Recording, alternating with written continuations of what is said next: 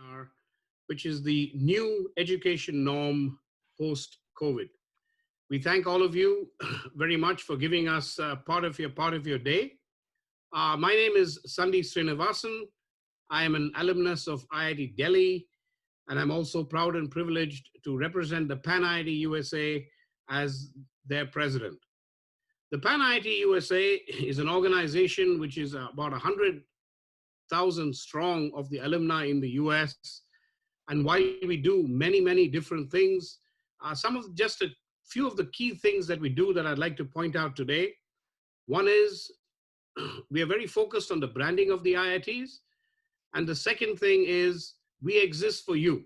We exist for you, the alumni, and provide alumni services. And this event is one such example of things that we bring to our larger family of the IIT alumni in the US. The one request that I would like to make to all of you is it's all part of a family. So please do check out iit.org. Do sincerely consider volunteering your time, as some of the other volunteers on our board do. And with that, I know you're not here so much to listen to me as you are to our wonderful speakers. So let me introduce the moderator for the event, Ron Gupta, a good personal friend, as well as a board member with me on the PanIIT Leadership Board. He's spearheading our virtual conferences initiative. Ron is an architect who graduated from IIT Kharagpur. He's currently the president of IIT Kharagpur Foundation of USA. He was also responsible for establishing the Ranbir and Chitra Gupta School of Infrastructure Design and Management at IIT Kharagpur. So without any further ado, my good friend Ron, take it away. Thank you, Sandhi. Good morning to you all on the West Coast. Good afternoon to people on the East Coast. And good evening to our friends in India and in between. To echoing what Sandhi just said, welcome to this PanIIT conference. Because of COVID-19, it's becoming difficult to have physical get-togethers like we used to have. So PanIIT is starting a series of virtual conferences on topics that are of interest to all IITians across the world. So the very first topic we have chosen is education. Education is what IITs are about, and education is what has brought us to the point we are at. Education is being transformed significantly as a result of COVID-19. So today, we have two top leaders of the academia who are going to discuss with us as to how COVID-19 has already impacted us and what it's going to do in the future. Are these changes permanent, or are we going to establish a new norm, a new normal? Couple of housekeeping rules before I introduce our first speaker. First of all, this event is being recorded, so there is no need for you to take copious notes as we used to do in the IITs. We'll send you a recording. Second, a quick disclaimer that all opinions expressed in this event are of the speakers only and do not necessarily represent the opinion of PanIIT or its associated companies. And thirdly, if you have any questions, would like to pass some feedback on, please go to our website. Very simple, iit.org. That's it, iit.org, and leave us some feedback and comments there.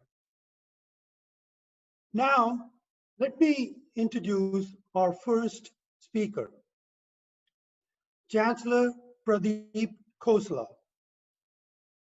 It's a personal honor because Pradeep is also from IIT Kharagpur, like me.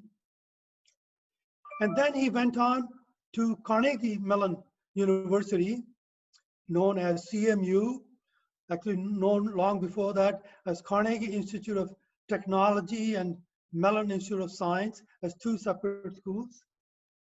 He received his graduate degrees at CMU and then went on to become the Dean of Engineering.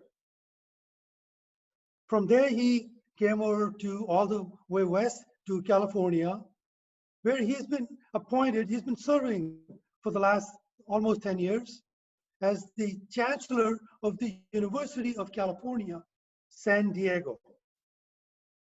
UCSD is a 35,000 plus student campus. And Pradeep has initiated a multi-billion-dollar endeavor at transforming UCSD both physically as well as intellectually. He has given leadership talks at the World Economic Forum, Milken Institute, as well as Fortune magazine. So it's my personal honor and pleasure to introduce Chancellor Pradeep Khosla.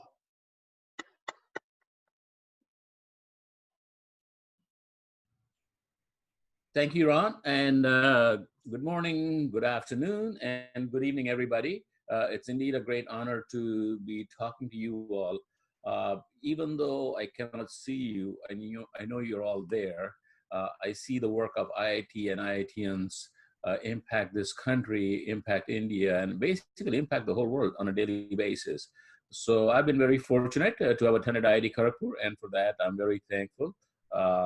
So let me talk a little bit about COVID-19. So before I do that, I came to the US in 1982, got my PhD in 86, and I've spent all my life in academia, including playing around with businesses here and there. And being a person who's deeply entrenched in the broad field of IT, I have seen the promise of IT, on one hand, deliver a lot of wealth creation and efficiencies in the broad-based economy, but somehow in the field of education, even though there have been a lot of predictions about how IT was going to change education, not much impact has happened, at least until recently. So as you all know, most universities have either overlooked or neglected to explore the full potential of IT and remote delivery of services and instruction for a very long time. But somehow there was something unfortunate and magical both about March. In March, that paradigm changed overnight because of COVID-19 and multiple lives at stake, thousands of lives at stake. Educators literally all across the country had to act very quickly, and we had to vacate our campuses, send our students home, but the process of education had to continue. And this is when everything we used to do in person switched to remote. So overnight, we were doing remote teaching. Overnight, we were doing remote working. And both of these in academia were a taboo for a very long time, remote anything. So what I'm going to do is I'm going to use UC San Diego as an example, but I can tell you whatever we did was exactly what hundreds and thousands of other universities did. So overnight, our faculty acted very swiftly to move all classes to remote settings. And this is an important concept because people think of universities as acting very slowly and it's like waiting for molasses. But in this case, it was clear. The innovative notion and the innovative response of the faculty was very clear. Overnight, we adapted our research and work activities to happen remotely. Overnight, our staff was working from home. Our doctors who had done basically maybe like 100 telehealth visits before that in the last 2 or 3 years, in the last 3 months have done more than 10,000. So the doctors were doing telehealth visits. The insurance companies changed their model and we were being paid now for telehealth visits. So you can see it's not just the universities, but the whole infrastructure in the country reacts to this COVID-19 in a very aggressive manner. So now that we are about 4 or 5 months into this, the question we face is, what happens to these innovations? What do we do with them going forward? What is it that we have learned? What is it that we're going to keep? And what is it that we're just going to throw away? So let me give you, for example, remote education, remote learning. What we have learned from the faculty and students is that there are positives and there are negatives. So for example, anytime, anywhere access to courses is clearly an advantage. And it is my prediction that this is not going to go away. This is going to stay, but it's not going to stay purely in a remote form. It's going to be moving to a hybrid form where we're going to take this and combine it with in-person delivery of education. At the same time, the lack of physical interaction is a disadvantage, and a lot of students don't like it. In fact, many faculty don't like it either, because the ability to deliver without physical proximity is not that easy. So, but this also, I think, the way it's going to be dealt with is the notion of a residential campus, as fashionable as it is to say it's a notion of the past. I don't think it's going away. I think the residential campuses are going to stay the way they are. In fact, they're going to be amplified with not only in-person education, but in-person education amplified with a remote delivery in a physical setting. Uh, Now, when we talk about this, there are issues with the assessments, learning assessments, interactive learning. How does it all work? Uh, how do you engage students in a remote setting? How do you engage in group discussions? So there's a whole lot of issues that have come to the surface. And I think we're going to see some new innovations. We're going to see, for example, augmented reality. We're going to see virtual reality all being combined into this remote delivery of education, which as of right now is not possible. But I can tell you, give it like 2, 3 years, and you will see that happening at large scale. Secondly, if you are part of an educational enterprise, you know that we do a lot of special events. We do fundraising events. We do student services, student engagement. And what I was surprised to learn is there are creative juices at play out here where we have been able to move many of these things remotely. So now when I talk to my donors remotely, it is an accepted notion, as if it's accepted that it's as if I'm in person. I cannot imagine in January I could have done that and gotten away with it, or asked somebody for a donation remotely. At UC San Diego, we created something called the Virtual Triton Day, which is a combination of live webinars and video content. So instead of students visiting our campus in person to check out the campus, we created a remote experience for these students. And you can imagine that if only we had augmented reality and virtual reality connected to this video webinars, it would be a much more powerful experience. We are not there yet, but I predict that's going to happen very soon. Uh, Other examples of what we've been able to do, like, for example, psychological counseling, which has become a big issue in all US universities, we are now delivering it remotely. And turns out it is more scalable and nearly equally effective. So I see that as staying and really making an impact. So you can see how, even though COVID-19 is not something we were looking forward to or would like for it to stay, there have been a lot of positives, a lot of creativity has been unleashed in terms of dealing with this. Uh, our campus recreation, athletics, is a big part of US education system. We have created something called the virtual playground. So even though there are no sports happening in person, people can still participate in sports. And you add to that this notion of e-gaming, which had not come to the US universities as much as of right now. You will see that become stronger in US universities. So what happens? So I think going forward, what we're going to see is really a very nice mix of in-person and virtual and augmented reality, all integrated to create an experience that the universities have never seen or delivered before. And to do all of this properly, all of our research has to be focused on this. A lot of our research has to be focused on delivering healthcare remotely. So I personally am a little bit, so as a chancellor, I'm taking a lot of hit financially because of COVID-19. But at the same time, I've seen the creativity of my faculty, creativity of the faculty around the country really be unleashed. So going forward, I'm more bullish about residential universities. I'm also bullish about virtual delivery, but I'm really bullish about integrating all of this together to create a hybrid environment, which we have never seen before, which we could not have imagined even as recently as January. So I think I'm going to stop there and just finish by saying that innovation at American universities is alive and well, and we at UC San Diego are helping it, and so is every other university in the country. So more power to the academic system out here. We are not gone away yet. We are not going to become completely virtual, and we are not going to be in the cloud right away. We're going to be both on this earth and in the cloud simultaneously. Thank you. Thank you, Pradeep. That was a excellent commentary on COVID-19 and what opportunities it might present to us. You talked particularly about augmented reality, remote reality, also fundraising, a critical part of running an institution of this scale, and then most interestingly, the virtual playground concept. So we'll explore that further during Q&A. At this time, to introduce our second speaker, Director Sudhir Jain, who is presently the director of IIT Gandhinagar. I want to introduce Anup to introduce Sudhir, because Anup Verma himself is a graduate of Roorkee. Then he came over to Chicago at the University of Chicago and went to Kellogg School, got his graduate degrees, is a member of the PanIIT board, and now is a technology innovator in the healthcare industry. So Anup, please introduce Sudhir Jain.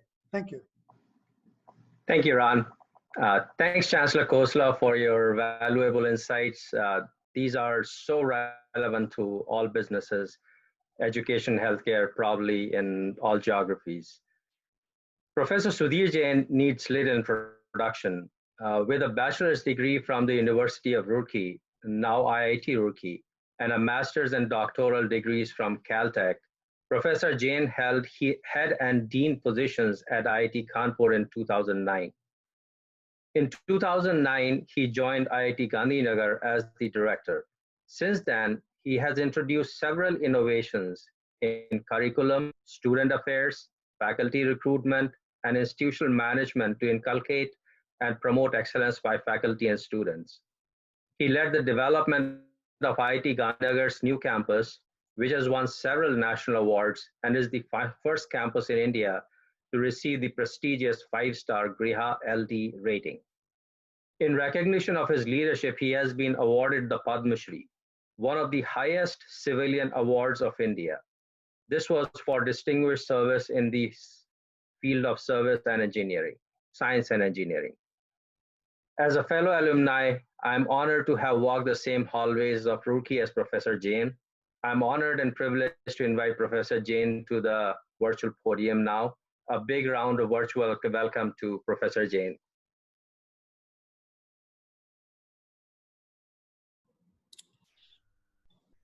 Thank you, Anup.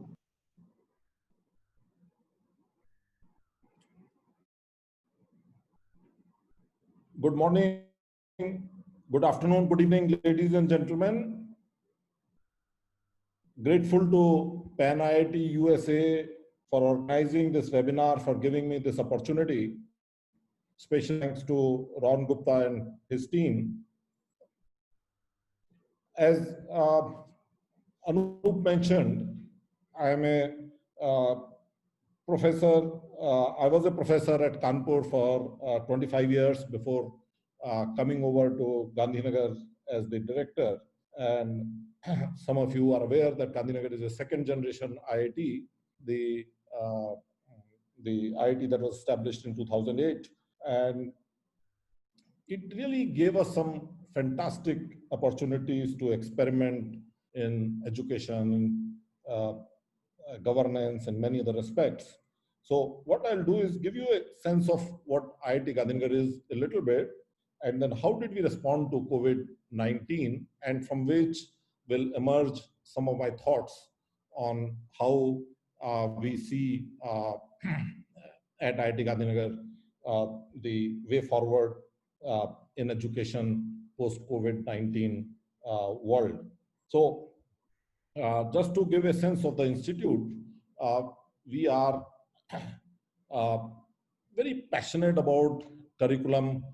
We said to ourselves in 2009 that it would be a real opportunity, being a very, very small school, to try and experiment with new ideas and see what works and what doesn't work.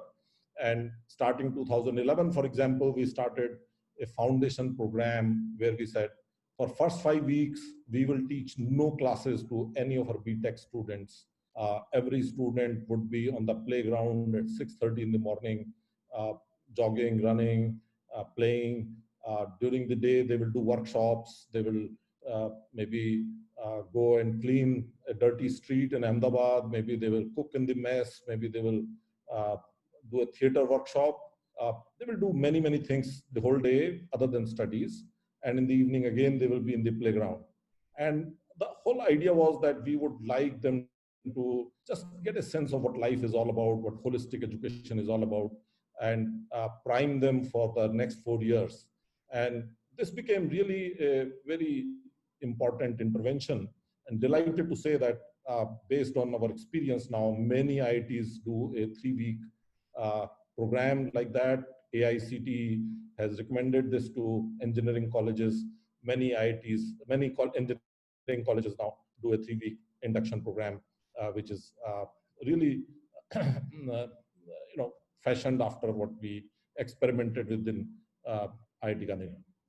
There are many, many other things that we tried with, the project-oriented learning, learning by doing, very liberal education, lot of humanities, lot of social sciences, lots of electives. You could almost do anything that you wanted, kind of an approach. We, slowly built up our selectivity for PhD admissions. For every PhD admission, we get 100 applications. 38% of our undergraduates go for higher studies. 8% of our undergraduates do PhD. We also placed a lot of emphasis on recruiting faculty. About 60% of our faculty are having PhDs from outside India. 85% of them have experience abroad. 20% of women faculty. Lots of visiting faculty from India and abroad.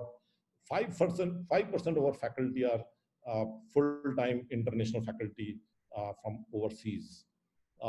Interdisciplinarity is something that has been a key idea for us, and we said as a new school, there is something that we can do about interdisciplinarity, which will be,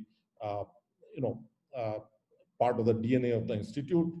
In fact, we hardwired it into the academic infrastructure. In IIT Gandhinagar, there are no buildings for mechanical engineering or civil engineering, or there is no floor for mechanical engineering or physics. The entire academic infrastructure has been designed for being very, very interdisciplinary. Almost 10% of our faculty have appointments in more than one department. 14% of our PhD students have their sole PhD supervisor outside their discipline, and so on and so forth. We were very passionate from beginning about globalization, about diversity. 40% of our undergraduates study abroad, summer internships, opportunities like that. 30% of our PhD students would have spent at least a semester outside India during their PhD program. 75% of our PhD students would have traveled outside India for a conference or otherwise. We created IIT Gandhinagar with the motto that nobody owns IIT Gandhinagar and everybody owns IIT Gandhinagar. We therefore became very, very inclusive institution where anybody can be part of it. And that has resulted in a lot of philanthropic money coming into the institute. Just to give a sense to you, if we have annual operating budget of X, almost 20% of that X is what we raised in 2019-20 as the philanthropic money. And this money is really what drives the excellence at IIT Gandhinagar in terms of recruiting faculty, recruiting staff, enabling faculty and students to do things that may not be possible under normal circumstances. What is most delighting is that we have closed 1920 financial year with 50% of our alumni having made a small donation to the institute. So we have almost 1,800 alumni as of date, and we had about 900 of them make a small gift to the institute. And that to us is a very good indicator of how well we have done with respect to the experience that we have provided to our students over the years. Uh, Now let's look at how we handled the crisis. To begin with, when the crisis happened, uh, we took a counter view that we would not make the students leave the campus. We gave them an offer that if you wish to stay in the hostels, you are welcome to stay. If you wish to leave, you are welcome to leave. And if you stay in the campus, be prepared for the difficult times ahead. And 25% of our student body decided to stay in the campus, and they continue to remain in the campus. We created a project, we called it Project Isaac, after Isaac Newton, where we said, initially the lockdown, we thought it would be just 2, 3, 4 weeks. So we created a Project Isaac to keep the students engaged in some creative projects, some creative thinking, and we said there would be some cash prizes, some awards and things like that.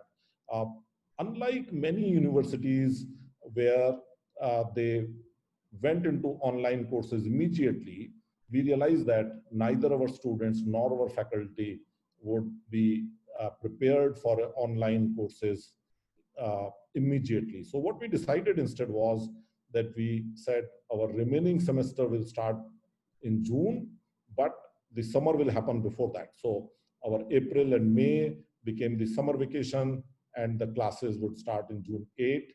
What it did was it enabled us to offer 8 online courses to our students in the summer, so that 8 of our colleagues got an experience of teaching online. The students got some experience online.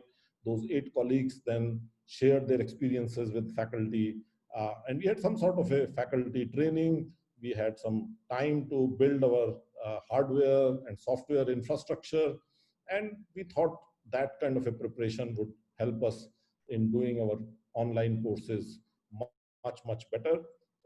Yet another thing that we did was that when the crisis happened, we quickly approved a provision that a student can earn a certain number of credits for doing MOOCs courses like edX or Coursera and things like that. And our faculty curated 180 courses from edX and Coursera and assigned them equivalent IIT Gandhinagar grades. We announced it to the students saying that while you are in the summer break, if you would like to do any of these courses, you can earn credits which will go into your grade card for graduation requirements. And that turned out to be very successful. Almost 60% of our students actually availed of this opportunity of edX and Coursera courses. As Pradeep Khosla said, we were not prepared, and suddenly overnight, the students were just learning through MOOCs courses. And then we started our regular classes through online mode in June 8. And I must say that we have received a very good response from the faculty, the students. The attendance in the classes is very good. And this has worked out very well for us to give ourselves 2.5 months to prepare for online classes. We also realized that graduating batch of 2020 would have, sorry, we will have a difficulty with respect to their overseas admissions, their jobs, and things like that. So we have announced a very special scheme wherein our own students who are graduating in 2020, they could get a direct admission into a 1-year postgraduate diploma in IIT Gandhinagar, so that they can extend their studies for 1 more year and let the things become somewhat normal before entering into the job market or going into higher studies. We created special fellowships for those who were research oriented to work with faculty in the research labs. We created leadership fellowships for those who wanted to have corporate jobs and gain some leadership experiences. and idea was to give certain cushion time to our graduates of 2020. One of the key issue in front of us in March when the crisis happened was how do we ensure the safety and well-being of the campus. And very early, we decided to create a crisis management group chaired by a dean, and it had a staff and faculty group. We created a control room which was run 24/7 by the students, so that anybody in the institute anywhere could call anytime, ask for any help. We created a special volunteer force consisting of the community members, the students, the faculty, the staff, the spouses, who would help organize things that would be needed. We organized very special arrangements where the mess workers who were living outside, we moved them into the campus, provided them extra financial incentives, the essential services, the water, electricity type staff. Again, we did the same thing. And then we did something very, very interesting that during the crisis time, people realized for the first time how important it was to be able to get fresh vegetables. And the special volunteer force would organize a vendor who will come and provide vegetables in the campus. And suddenly people started to appreciate vegetables. And we said, this is a great time to push for kitchen gardens in the campus. And we already have an organic farm in the campus run by the volunteers, run by the faculty spouses and others. And they announced to the community that if you would like to grow some vegetables in your kitchen garden, we would provide you the seed, we would provide you the expertise, we would provide you the help.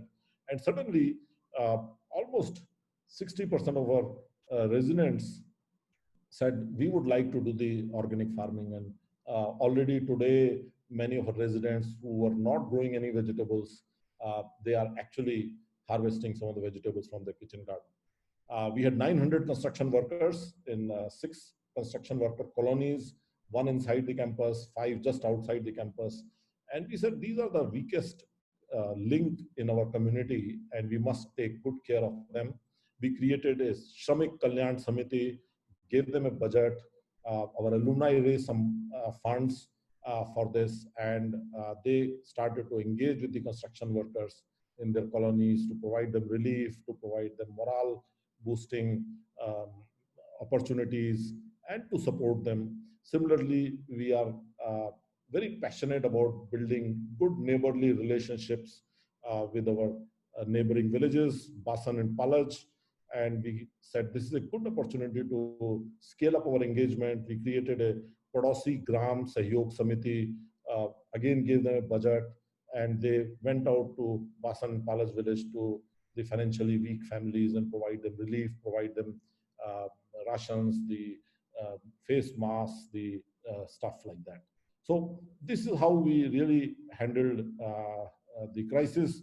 As I speak to you today, just this week, we created a special medical care facility consisting of 8 apartments where almost 16 patients of COVID with mild symptoms can be kept, oxygen can be provided, quarantine facility. We created a special team which will look after the people who will get infected, provide their families the moral support, the emotional support, the logistic support, and things like that. Now, it is in this background that I talk to you about what we see as the new educational paradigm post-COVID-19. The way we see is that the digital will augment the physical classroom. That is what Pradeep Khosla said just a few minutes back. We see that there will be a great platform for teaching and collaboration in the form of digital. And there is an entire mindset shift that has taken place. And now there's very little resistance or very low resistance for online teaching.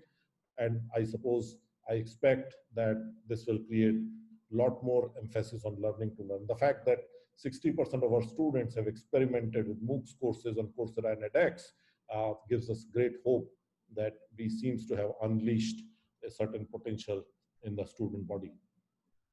We see a great potential for globalization. It's counterintuitive. The physical exchanges are disrupted. People are not able to travel. But we see that global exchanges will be need to be reimagined. We see online global teaching as a huge opportunity. We don't uh, have a doubt in our mind that after COVID-19, IIT Gandhinagar will be able to leverage a lot of its well-wishers, lots of its friends around the world who will be able to engage and teach our students online. We see possibilities of collaborative classrooms with global faculty and students. Imagine a faculty member at IIT Gandhinagar and a faculty member at UC San Diego teaching a class together with some students from Gandhinagar, some students from San Diego.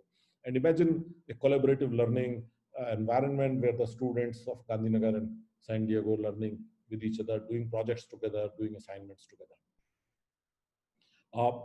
We think that there will be some new opportunities, new tools and techniques. For example, I'm imagining a situation where IIT Gandhinagar might say to the BTech entrants that before you come to IIT Gandhinagar, here are the MOOCs courses on computer programming.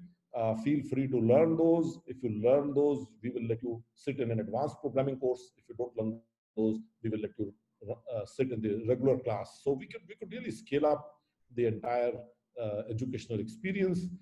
Using MOOCs, we should be able to give better variety, more depth, more breadth to our students. There are courses that our students would like to learn, which we may not be able to teach because of our faculty limitations. We may now be able to do it. Similarly, we might have students now building the content in order to make the classrooms far more rich and contribute to the teaching. Another yet big opportunity that we see for IIT Gandhinagar particularly is that we are a very small school. We have undergraduate BTech student class of about 200 students as compared to almost 1,000 students that go to some of the older IITs. And considering the small size of our BTech class, or some small size of the whole college actually, and the fact that we are not in a metro city like Delhi or Bombay, many industries were not finding it worthwhile to travel to Gandhinagar to recruit our students. And we think this is a great opportunity now. Now the resistance to online tools has been lowered both for the industry and for the institute. We think that online AI tools could be very, very useful for placement, and we could have our students interviewed by recruiters at a distance. We think that there will be new focus areas on areas like life sciences, biomedical engineering, health. There will be issues about education, about migration, about mental health. And I must say with tremendous pride that we are the first IIT in India to have introduced a compulsory course on life sciences in the BTech program, wherein regardless of what BTech program you are in a core course, you'll have to learn one course in life sciences. So we think that we are quite well placed to deal with this new expectations of the curriculum. The new workplace will be different. The world is becoming much more complex, much more challenging. The environment has been transformed. And I think this is the time when the leadership, the communication, the life skills will be much, much more needed, much more appreciated in the workplace. And the new young graduates will be expected to navigate different environments, different cultures, much more than what was the case earlier. And that is where, again, we feel that there is an advantage that we have, wherein we placed a lot of emphasis about learning to learn. The foundation program I mentioned to you about. The Explorers Fellowship is another very interesting program that we started at IIT Gandhinagar some almost 6 years back, where we said our students must learn about India on a very, very low budget. So we challenge our students to go on an Explorer Fellowship where they backpack for 7 weeks, 6 weeks, 6 weeks in the summer, the length and breadth of India, the North India, the South India, the Northeast India, on a very, very low budget, about 900 rupees per day to cover their food, to cover their accommodation, to cover their train tickets. They are not allowed to travel by air-conditioned train. They cannot fly. And one can imagine what 900 rupees will enable a student to do. And the idea is that the student must learn to manage with very, very low budget and live like a very ordinary Indian. And that has been a life-changing experience. And I think these are the kind of experiences that will prepare our graduates much better for the post-COVID world. We see a great opportunity for us in terms of scaling up our agenda for making our students more socially aware. The foundation program that I mentioned to you about for 5 weeks that the incoming students do is based on 5 pillars. One of them is about social concerns, societal concerns, and we take that very seriously. We say that our students must be useful citizens, they must be sensitive citizens, and that is how we look at it. And in post-COVID situation, I think that will be something that will be very much valued. People for the first time have paid so much attention to the issues of migrant workers. For the first time, people have become aware of how important it is in their lifestyle to have the domestic maids, or people have seen inequities in various formats. And this is where I think some of the initiatives that we have at IIT Gandhinagar, NYASA is one of our initiatives where our undergraduates engage with the construction workers' children to provide them basic education and basic nutrition and things. And NEEV is another initiative where we engage with the neighboring villages, youth, and help them prepare, give them skills, give them entrepreneurial mindset, and prepare them for jobs. We think that there is a competitive advantage to IITs compared to many other institutions. Unlike the private universities in India, unlike the most US universities, the tuition fee is not a significant component of the IIT's income stream. As all of you IITians are aware, the tuition fee that IITs charge is very, very nominal, and that's a very small fraction of our revenue. So therefore, the disruption has not been as hurtful to us financially. We think that there is an advantage for us that we could be using digital for learning, for placement, for collaboration. We think that we can really leverage digital to reach out to the world, to stream our lectures, to stream our seminars, and to give our students the opportunities of streaming lectures and seminars by others. And we should be able to globalize the campus much more, the campus experience much more in the post-COVID environment. And finally, the most important thing and most exciting thing for IIT Gandhinagar is the faculty recruitment opportunities that COVID-19 has shown up. Imagine now many young Indians who are looking for faculty positions in top American schools, considering the disruption to the academic world, chances are that they might be interested in now coming back to India. And that is where we think that there is an opportunity to recruit some of the most outstanding young men and women on the faculty of IIT Gandhinagar. And of course, the fact that we are all so comfortable with online, with digital, we should be able to now recruit people without they having to visit the campus, without they having to have met personally one-to-one. And I think this is a great opportunity for the IIT system to scale up their faculty recruitment, both quality and numbers. Thank you very much, ladies and gentlemen.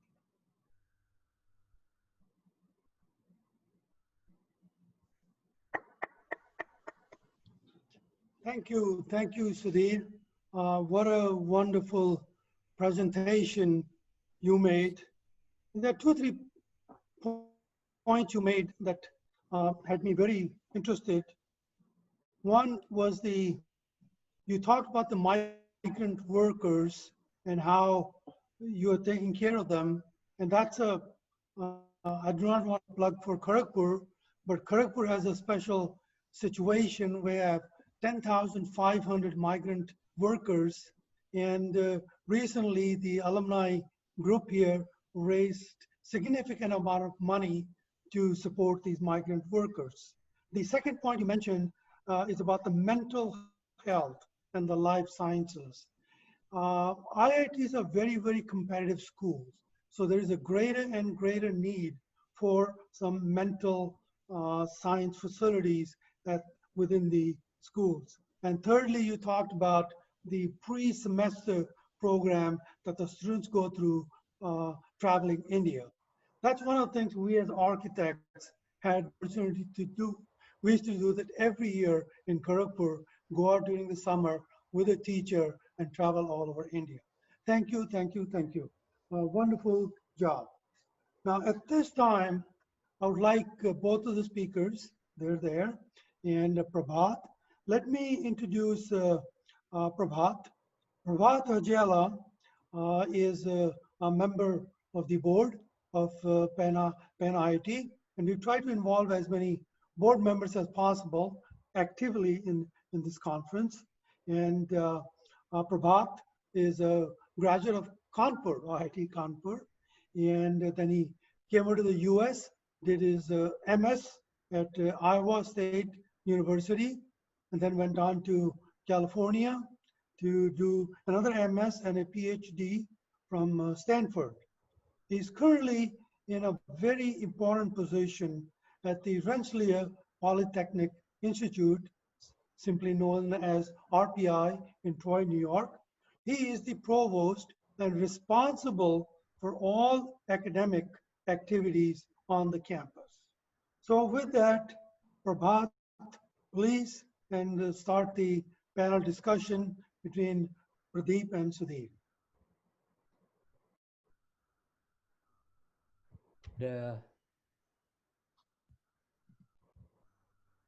Thank you, Ron. And greetings to all of the attendees. I am delighted to be here. It was, I want to thank the speakers for their very incredible, thoughtful, and insightful remarks. I think they have really shed the spotlight on a number of germane issues in higher education. And I will endeavor in this next few minutes to try and get you to expand on some of these issues. As I engage our speakers in this Q&A session, I want to acknowledge the many online participants who sent in their questions ahead of time. I have distilled the essence of these questions in what you will hear today. And of course, the paucity of time will not allow us to get through all of those questions. And for that, I apologize in advance. So with that, let me start with some introductory remarks. I think clearly, as the speakers pointed out, the COVID-19 pandemic that shut down economies around the world has also battered education systems in both developing and developed countries. By some estimates, about 1.5 billion students are no longer able to physically go back to school. Educators scramble to implement remote teaching and learning as short-term measures, while science struggled to find a vaccine and cure for the infection. At universities, we had a bit of an advantage. Our students were both old enough to handle the rigors of online work and technologically adept at navigating new platforms. Sudhir, you pointed out you adopted a very creative approach to build more of a runway before you transition to online learning. So my first question really is to the both of you, how will traditional campus-based universities, and you are both leaders of such institutions, adapt by choosing the right technologies and approaches for educating and engaging their students? You spoke a little bit about this in your introductory remarks, but tell us, what steps have you taken that will cement the situation for at least some time in the future? Well, let me start with you, Pradeep. Good question, Prabhat. So first of all, I think I don't know if any of these technologies would be commercialized. So what the universities would be doing research on these technologies, but the commercial technologies would have to come from the outside. And personally, I would wait for the market to put the technology out there and decide which way to go. So if you look right now, overnight we have Zoom, we have Teams, we have WebEx. Mm-hmm. Like even a year ago, all of these existed, but nobody knew much about them. But overnight, we have all of these technologies. There's improvements happening on a daily basis. right? So I would just wait for the market to decide. But I think the real significance is going to be augmented reality. And there we still have issues with displays. We still have issues with bandwidth. And we all talk about remote education. Even in the US, I can tell you my workers, when they are at home, they don't have the same bandwidth that I have on my campus. So I think we would see, we would see an explosion in bandwidth and connectivity in the US and also in India, because without that, you cannot exploit this remote experience well. Mm-hmm. Oh, thank you. That's a good point. Let me probe a little bit deeper into that. There are faculty on our campus who feel very comfortable with technology, who can move right into this new space. Have you done anything in particular to try and develop training programs for your faculty to make them more adept at the use of these devices and technology? Yes, we actually have. In fact, we have faculty who are very adept, but we also have faculty who are not very adept and who are a little bit gun shy in terms of facing technology. And we have a state-of-the-art Teaching and Learning Commons Center, which actually provides courses and helps people by offering physical help to train and educate our faculty so that they are more adept and more comfortable with this whole notion of remote and technology. Thank you. Sudhir, do you have anything to add to that? What have you done at Gandhinagar? See, the way we see it is that if we were to try to imitate our regular teaching through online, it's really not getting the juice out of online. I think we have to teach in a totally different way. We have to have a different mindset, and we really have to leverage what we can do with technology that we could not have done otherwise. For example, if I were to teach a student class of 50 students, at one time I can ask one student a question. But if I'm in Zoom with 50 students, I could literally ask that question to 50 different students. Or I could make these 50 students go into 10 different groups of 5 students each and make them think about something for 2 minutes, 3 minutes, and come back. There is so much innovation, so much new mindset that I think faculty has to do. To me, whether it is Zoom, edX, whatever, those are really minor issues. This is like having a calculator versus a slide rule. When Ron Gupta was a student at Kharagpur, he was using a slide rule, and nobody uses slide rule now. Similarly, we just as we graduated to calculators, we are now graduating to Zoom and to WebEx and all that. To me, that's not important. To me, what is important is that here you are teaching a class not in front of you, but that are distributed around, that may be at different places. And how do you make the classroom experience now richer and better? There will be something that will be lost, but there should be a lot more that should be gained. And that is where the faculty creativity will come in. That is where we were really keen that we must unleash that kind of a idea. So what we did was we handpicked, my Dean of Academic handpicked 8 of our best teachers and said to them in summer, would you mind teaching a class? And you can use any method, any technology, any course, and be totally elective and totally your call. And these 8 people, they then, after 3 weeks of teaching, they then started to do workshops where they will share their experiences, what is working, what is not working, and things like that. I think there is a whole lot of agenda that is in front of us to relearn how to teach the classes. No, it is really fascinating. We noticed the same thing on our own campus, that there were groups of faculty who were so good at doing these kinds of things that they immediately took leadership and brought the rest of the campus along. So we were able to pivot rather quickly. I think my next question sort of builds on this a little bit. Based on feedback that I have received from my own faculty, there are many who feel a little bit of a remorse now that they didn't get into these technologies and approaches earlier on in their careers. So as we return to normal operations, lessons learned from this period will perhaps define a new normal. And my question to both of you is a 2-part question. The first part of this is whether you believe that the pandemic event will define a new normal. And you could simply answer that by a yes or no. But if you think it will, then what will that new normal look like? If you believe that it will not and things will go back, then perhaps tell me why you think that'll be the case. You want to take it first, Sudhir, and then I'll turn to Pradeep? Prabhat, you are a mechanical aerospace engineer, and you know there is a thing called plastic deformation. Yes, I do. So to me, COVID-19 is a big plastic deformation. There is no way you can restore where you started from, right? There is a permanent offset. Okay. There is a permanent deformation. So the new normal has already been created, full stop.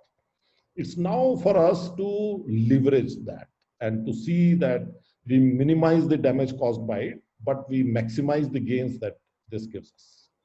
Okay, great. Pradeep? So I think there will be a new normal. There's no doubt about it. But I also think the new normal is not just about technology. I think we as human beings have to relearn our ability for social interactions.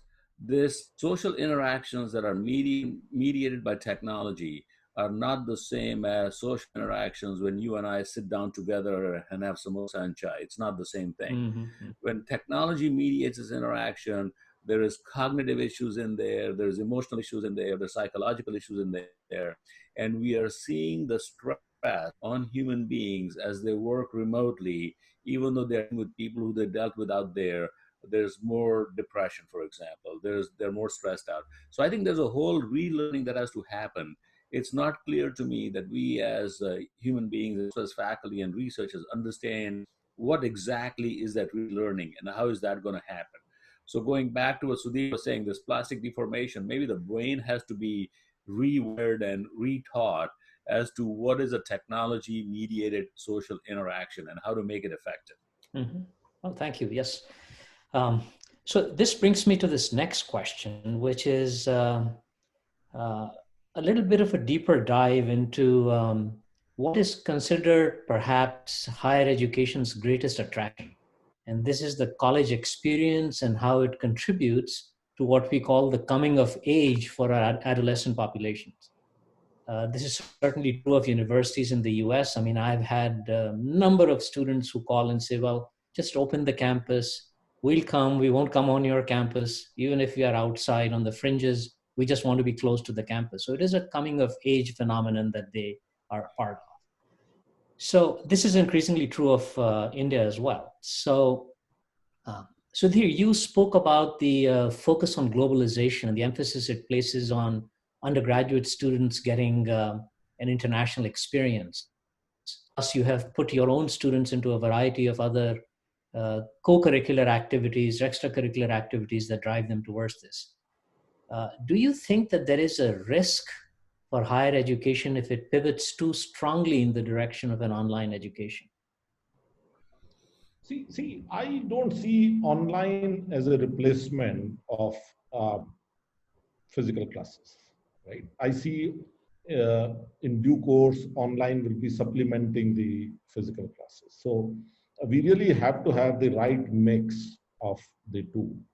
And that is where the finesse of designing this whole thing will have to be. Can my students learn from a professor sitting in Europe or Japan or America, something that they would not be able to learn from a professor in Gandhinagar?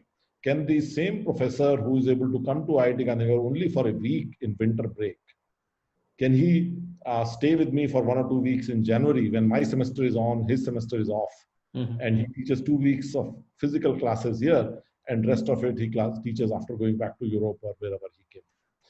I think there will be a whole new game that is opening up. Fact is that on 28th February, I didn't know what is a Zoom. I didn't know myself. We had a major meeting. We canceled it at the last minute because we didn't want our visitors to be subjected to unsafe traveling. And one of the visitors wrote to me saying that Zoom will be a good choice. And I just told my IT guy, decide whatever you want to use. This visitor is saying Zoom is a better choice. I had no idea what Zoom was all about, right? The fact is that we all have experienced something that we would have never experienced in such a short time. And we have to now leverage that to give our students a very superior experience. I'm challenging myself to say that this year, for example, none of my students could go overseas for summer internships. But my challenge to my students and faculty is that yet they should still go out of the campus with equal, if not more, global learning, global experience, cross-cultural experience. Mm-hmm, mm-hmm. Pradeep, we know the kinds of restrictions that our own local and state authorities, as well as the government, places on us as to what we can or cannot do. But have you considered any innovative strategies at UCSD that would continue to provide the college experience, so to say, in this remote learning environment? What have you done in that regard?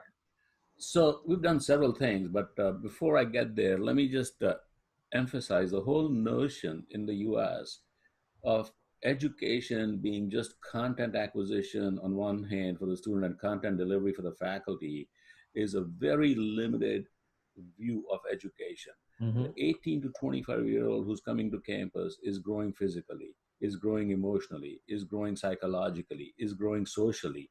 So there's a whole lot of growth along multiple dimensions as a human being that happens. And the campus provides that by creating a diversity of people on campus, by creating a critical mass of people. It's not the same as being in a 5, 7, 8-person family and growing there. So I think that's really important to understand. So the physical dimension of interaction, the physical dimension of proximity cannot be just taken away and replaced completely remotely. We can use remote to amplify that. We can use remote as a transition path. But back to what Sudhir was saying, we cannot use remote to basically transplant this physicality of our growth process. Mm-hmm. So with that said, like I said, there's this tradition in the US where students visit universities in the spring to figure out of the 8 colleges they were admitted to, which one do they want to. It is a big recruitment issue.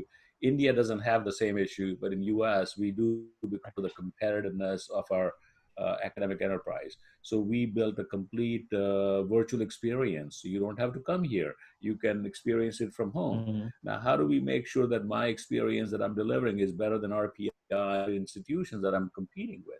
And this is where I think the innovativeness is going to come in. This is where technology, on one hand, is going to flatten everybody's playing field.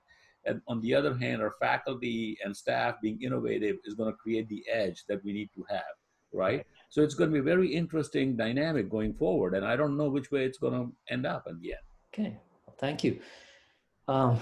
This next question is a little bit probing into the minds of 2 university leaders, really, and try and get a better sense of this. COVID-19 has not only created new challenges, but it has perhaps uncovered underlying problems in our educational system. From your perspective as institutional leaders, could you identify 1 or 2 new problems that have surfaced that may have come as a surprise to you in what you do? Sudhir, you want to take it first? Or? That's a tough one. I would say, Prabhat, I would say that one of my slogans at IIT Gandhinagar has been that older generation always underestimates younger generation. Mm-hmm. And my belief in that statement actually got strengthened when the students managed the control room, when the students said to every senior citizen, we will deliver the groceries to your house, we will deliver the medicines to your house. The kind of leadership that the students showed, the fact that I didn't kick the students out of the hostels and I still had 25% students, they became huge supporting manpower. They were not nuisance to me. They were really an asset. So to me, it was a real pleasant surprise in some sense. I had a belief, I had a theory that, these are people who are much better than what we ascribe them to be. But what I could actually see that there's so much potential in these youngsters that we never really give credence to in real life. I see positivity coming out of the community. I saw young staff, spouses, they negotiated with a major grocery store to bring the entire grocery store into the campus during lockdown twice. Wonderful. Right? They organized the whole logistics of, imagine a grocery store bringing atta and chawal and toothpaste and the whole works, displaying it from morning till evening, organizing the janta, giving them the tokens, making sure there is no crowding and things like that. The kind of volunteerism that I have seen unleashed, I think these are some really positive things that I have seen come out of it.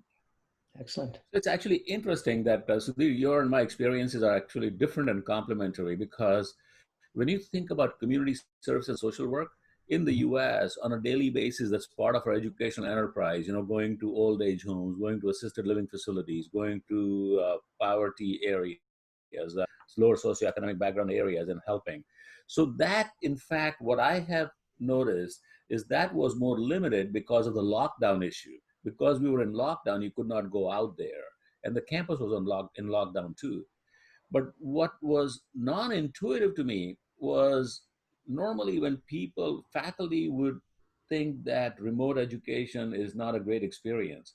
But now that they have gone through remote education, many don't want to come back in the fall quarter, and they want to do remote. Staff who used to work remote wanted to work remotely, and the managers thought that they would go shopping if you let them happen, have suddenly found out that they're working more effectively remotely, and we're getting more productivity. But at the same time, the staff want to come back to campus, and I'm saying, wait a second, I have ways of reducing my real estate costs out here. I don't need to build new buildings. I don't need to support all of these architects and their expensive habits. Sorry, Ron, I'm just picking on you. So we can really manage our real estate costs. We can manage our infrastructure costs, right? Very non-intuitive. I would have predicted this, but I would not have predicted this is how people are going to react to it. They want to come back to work now. Interesting. Very interesting. This next question really is picking up on something that Pradeep referred to in his remarks. And it really is, there are new challenges clearly in this environment. And an important function in your positions is to raise both friends and funds for the university. This is a job that often requires extended personal outreach. And Pradeep, you in your remarks said that you had never imagined how easy it would be to connect with somebody on Zoom or on WebEx, which you had previously dismissed as being unlikely. So have your fundraising abilities been impacted? And I'm especially interested in your response, Sudhir, because for a relatively young institution, IIT Gandhinagar seems to be quite successful in fundraising. Can you share your approach in this effort and how significant it has been to IIT Gandhinagar's success? Who wants to go first? Okay, so from our perspective, as of right now, our fundraising has not been impacted because a lot of fundraising happens through friend raising.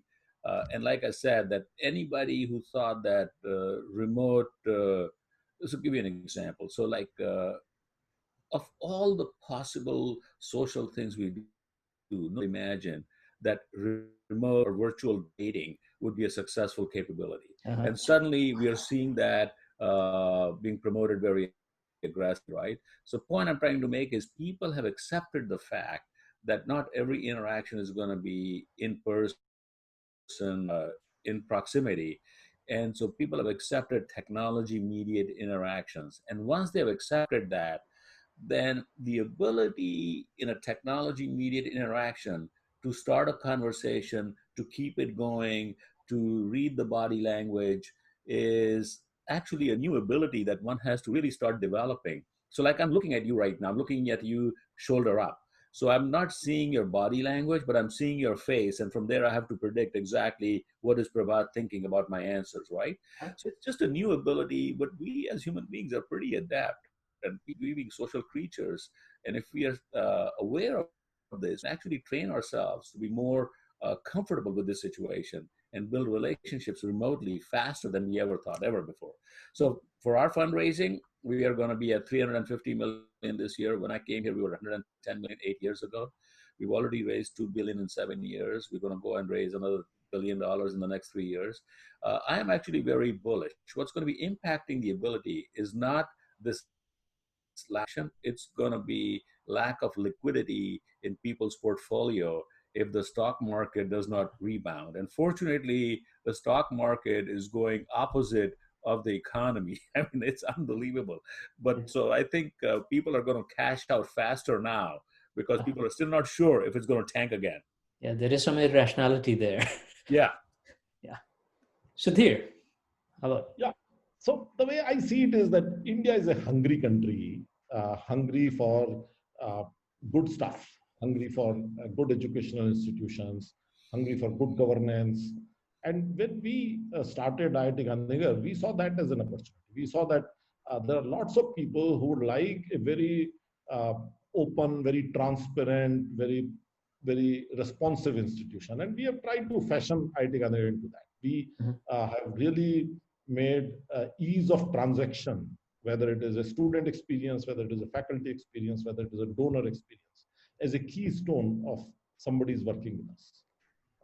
One of my statements that my people hear from me is that anybody who visits us should never enjoy going to any other IIT. Make sure that he or she has such a good experience at IIT Gandhinagar, right? So the result of that has been that we have been able to attract a lot of people who really want Indian institutions to do that. These are people who have given money to American universities. These are Indians. They have given money to American universities, and they feel why Indian universities are not able to leverage their money and their wealth. And we have been able to leverage that. We have been able to give them proposals and the governance systems that will be conducive. What has been very important for us is also to show them our sincerity of purpose. We are not here to raise money for the sake of raising. If we find that somebody is giving us money with certain conditions that we cannot satisfy, we would rather decline that money. Based on all of that, I think we have been able to very successfully raise a lot of money, much more than what would be considered normal for a small school like us. I must say that perhaps the money that we raised in 1920 might be more than several of the older IITs might have, for example. But then to do that, you need to create the entire ecosystem of the institution where people respect money regardless of which purpose, which source it is coming from, right? Which means that you have to be very, very careful in nurturing a culture where money is respected and where money is handled with care. But then we realized that we cannot have this going on forever. So we also have started to nurture our alumni. And we said, you just give us one dinner or one coffee money every month. We don't ask you too much. And, our average is like 3,000 rupees, which is like $50 a year. Not bad. Our idea is, by the way, 10 of our alumni, first alumni came out in 2012. 10 of our alumni have actually instituted scholarships in the name of their parents or grandparents. 10 of them already. Right? These are 2012 onwards graduates. As young as 2016, graduate has given a scholarship. So our idea is, while we rely on people who are giving us money, they want to see something happening in India, we want to build our own alumni base who will start to give more and more fraction of the money. So if today the total money, 1% is coming from alumni, 99% coming from non-alumni, we want to raise it to 5% coming from alumni, and then 10% and 30%, and so on and so forth. So this has been very critical for us because it enables us to hire people better. If I'm hiring a government officer on deputation to IIT Gandhinagar, I would say, all right, I'll give you the government salary plus I'll give you so much more. And that so much more will come from the donation, things like that. So we have been able to hire better people. We've been able to give better opportunities for our faculty and students. There are faculty members who we have sent to US for 6 months. We paid fully. You go and just chill out, do some research, build your network, relax, and come back after 6 months. Those kind of monies we have been able to do because of philanthropy. To us, philanthropy has been, so our slogan is that government is paying for the bills and philanthropy is paying for excellence. All right. Well, thank you. This is, this actually is on the other side of the question that I want to ask both of you next. And this is, this has to do with issues of access. One of the things that we discovered as we pivoted to this online mode of education is that there was issues related to access to fast communication networks. or people simply going back, returning homes to environments where they did not have the kind of support necessary to continue their instruction, online instruction. Is this going to create a divide in our society as to whether they have access or they don't have access to the resources that they need to be successful in this new environment? What are your thoughts on that? Pradeep, you want to take that first? Yeah, so I think, Prabhat, that's a good question, but we need to start with the acknowledgement that the divide already existed. But is it going to be exacerbated? I think not. I think because of the realization that we need more bandwidth and more communication, I think we're going to invest both in India and here more in bandwidth going to every individual. We have talked about it before, but it has not been equally distributed to every individual. So in that sense, I think it's not going to make it worse in the long term. In the short term, it might. But I can tell you what has happened. So when we announced that we were going to let our students go home, many students, about 5,000 plus, decided to stay on campus. And what we realized is these students had better access on campus in terms of accommodations and bandwidth access. And they came more from underserved communities. And that actually opened my eyes to the impact of residential campuses, which we talk about more for social and relationship. Well, it turns out half this country cannot afford to go to school, cannot afford to go to college between housing costs and tuition and so on and so forth. If you have residential campuses like ours that are offering 20, 30% below market residential living, facing the Pacific Ocean, by the way, more than half of my students live in rooms that face the Pacific Ocean. We have a big advantage at actually we're closing the gap of access. And our regions are worried about it too, in terms of remote education, creating a bigger gap. And that's why I am bullish on this residential concept, everybody, but we need a hybrid, remote, residential altogether, so people can minimize the gap that exists in society right now. Right. And Sudhir, I think if I turn to you, they say that there are some reports coming out of India that they say that this deficit in public universities was about 20 to 30%, whereas it was only about 5 to 7% in some of the private schools. Have you done anything in this regard to help? Deficit as in? In terms of access. See, we have done a survey of our students during those 2 months. We did a survey, and we found that of the order of 7% students have serious handicap of internet access.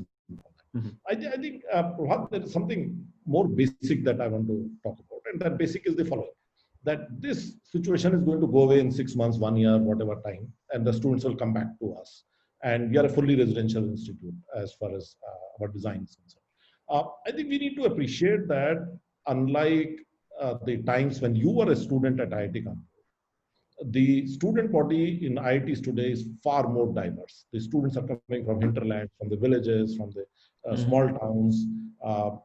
Very poor students, very poor families are able to send students out. Really, the kind of talent that we have in IITs today, the rule that we follow in IIT Gandhinagar is that the moment you enter into the gate of IIT Gandhinagar, we forget about who you are, where you are coming from. And we have a very, very liberal financial aid program where a student walks into a dean of students' office and says, I need 20,000 rupees or 50. Yeah. Now, what it all is doing is that in one single generation, this particular family is going from point X to point Y in the development. To my mind, that remains. That doesn't go away anywhere, right? What we are seeing is a little bit of temporary thing that some students don't have good internet bandwidth because they are in Kashmir where there is a challenge or somewhere. I think these are not the main issues. Okay.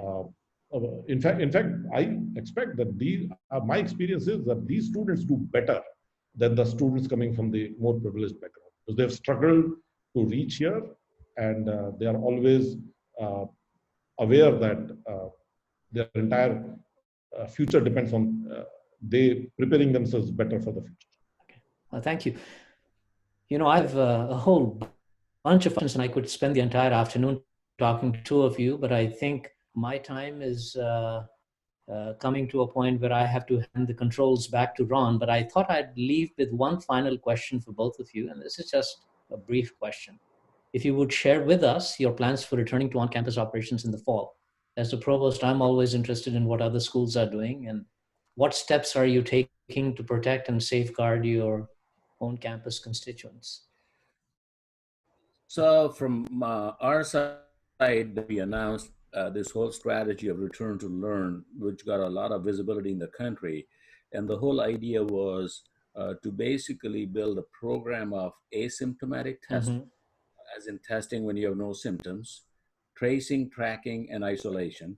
And for isolation, I allocated like 330 beds of a brand new building on my campus as an isolation facility. So when students come back here and we detect somebody to be positive, we isolate that person right away. We trace the contacts and isolate everybody in the process. And this is a very expensive program. It's about going to cost me about $2 million a month. But we have to do it to safeguard the health of our population. There are other places in the country that are doing only symptomatic testing, as in only if you have symptoms, we'll test you. But in my mind, that's a day late, because this virus, in a bizarre manner, is infectious about 5 or 6 days before it becomes symptomatic. So That's you correct. are spreading the disease long before you're symptomatic, and that changes the R naught of this virus. So that's what we're going to be doing. We have social distancing, we have cleaning protocols in place, and we're going to mandate face masks. Let's not underestimate the power of the simplest safeguard, not even high tech, the face mask, the surgical mask. Wearing that reduces the aerosol transmission by more percent. And if both of us wear it, you can see that the aerosol transmission is reduced 90%. It's more like 99% reduction. Yeah. We're going to mandate that, and we're going to make sure everybody follows. All right, thank you. So there's something you are doing in particular? See, in my address to the faculty, to the community, and to the students, I've been saying, look, I have been a great proponent of freedom, but when it comes to safety, that freedom gets cut. I don't want to see anybody outside their apartments with a face mask. Full stop. Okay. We, for example, and it did a lot of persuasion of my own deans and my own team that that freedom must have certain limitation in the interest of the safety of the community. And we, in fact, announced to the students 1,000 rupee fine if you are found without a face mask, and 2,000 on the second time. And after a few weeks, we found that we were having zero incidents of anybody in the campus without face masks. We have now started doing that with the community, with the faculty, staff, family members, and things like that. So we take safety extremely seriously, because what I persuaded my team was that if you want to open the institute a bit, let some of the people come in, it has to be with commensurate increase in the level of safety measures. As of today, we don't anticipate bringing the students back in fall. You don't, so you'll stay online. We'll stay online, but I expect that some students, PhD students, master students who want to finish their thesis, some of them will start to trickle in small numbers.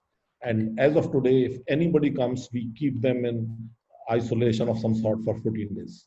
Okay. Anybody who comes from outside the campus, outside station, we leave them in a room. We serve them food inside the room.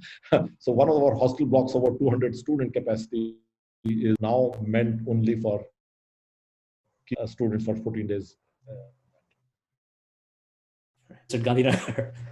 No, actually, we do that too, but mandated by county and state guidelines. I mean, if you come from abroad, you have to be quarantined, and we have to. So we give them free housing for 2 weeks. Yeah, literally. Well, I think our time for Q&A is up, and I would like to thank both of you for joining us, adding your insight, sharing your expertise on this timely topic, which is on many of our minds as we begin reopening from this COVID-19 pandemic. And with that, I'll turn it back to Ron for the balance of the program. Thank you, Prabhat. Thank you. Thank you, Prabhat, for conducting this interaction between Sudhir and Pradeep. It was excellent, absolutely excellent. From my own experience, I like to bring in just a couple of things from IIT. That one of the best things I learned in IIT was how to learn, not just learning a particular topic, but learning to learn. And what the opportunity that gives you is to modify your career midstream easily without any excuse.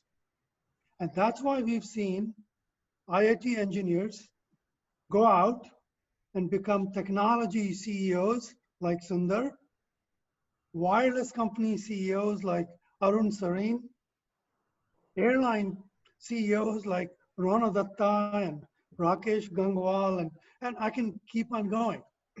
So that's the best thing I think IIT imparts on you. And I think through COVID-19, if you can continue that emphasis that it's a boot camp, you got to learn how to learn. And the situation you learn in a school, in a class, is not the situation you're necessarily going to face in life. Therefore, you have to create solutions, create opportunities. Thank you, all of you again. Thank you for keeping the time within the limits we had set. That's phenomenal. Now, I got a couple more minutes we need. I'd like to bring in at this time Viri Bindra. Viri is an IIT Delhi graduate and a former president of PanIIT. And Viri is going to present a small token of our appreciation to the speakers and the moderator. Viri? Thank you, Ram. And it was indeed an absolute pleasure listening to the panelists. Thank you, Pradeep. Thank you, Sudhir. That was fantastic. Now, on behalf of PanIIT USA, I'm honored and privileged to present this memento as a token of our appreciation to our distinguished speaker, Chancellor Khosla. And this is for you to see now, Pradeep, and I will mail this thing to you in the next few days. So can you see, or is... I can see it. Mail me a PDF, so it'll be a technology-mediated gift. Yeah, Thank you. I appreciate this. Thank you. That will save us some money also. No, I'll definitely PDF to you. So it was a pleasure to have you with us today, and hope you will return to visit again in the near future. So, now on behalf of again PanIIT USA, I would like to honor and our distinguished speaker, Professor Jain. And it was a pleasure to have you with us today, Professor Jain. And same, can you read it? I can PDF. I can read it. Thank you, Viti. Thank you so much. And definitely, I'll send it to you basically in the mail in the next few days. Thank you. And finally, I would like to honor our moderator for today. And in fact, if you see the chat messages, everyone appreciated the way you have conducted the whole moderation part, Prabhat. And this is a token of our appreciation to you, for you. Thank you. Thank you, Betty. Thanks. And I will PDF it to you and definitely send you by mail. So again, finally, I just want to say, Ron, a great show for all the IITians. And we are proud of you, Pradeep and Sudhir. And I can see how we are getting the feedback on the chat window. This was a fantastic, great webinar. Thank you, guys. Back to you, Ron. Thank you. Thank you, Viri. At this time, I'd like to talk for a few seconds about the future programs that PanIIT is working on. We will be doing a similar virtual conference on the new economy, how COVID-19 is impacting the economic system and what is the new economic norm going to be. We'll have another one on the transportation infrastructure as to what the impact is going to be on the transportation infrastructure. One more point of information. We are working with a group called the Wheels organization which is started by IITians, and they are our friends, and they have a webinar that's coming up tomorrow at 10 a.m. Eastern. The topic is how each one of us can make a difference in the world. And they have speakers, very renowned speakers, Deshpande, Rajat Gupta, and Dr. Jayanti Ravi. So please go to our website, iit.org, and sign up for it. It's tomorrow at 10 a.m. Finally, thank you, thank you, thank you, thank you, Chancellor Pradeep Khosla, Director Sudhir Jain, and all. And I also like to thank all the volunteers behind the virtual stage that they've been working tirelessly. And finally, a big thank you, big thank you to all of you, the participants. Thank you and have a good day.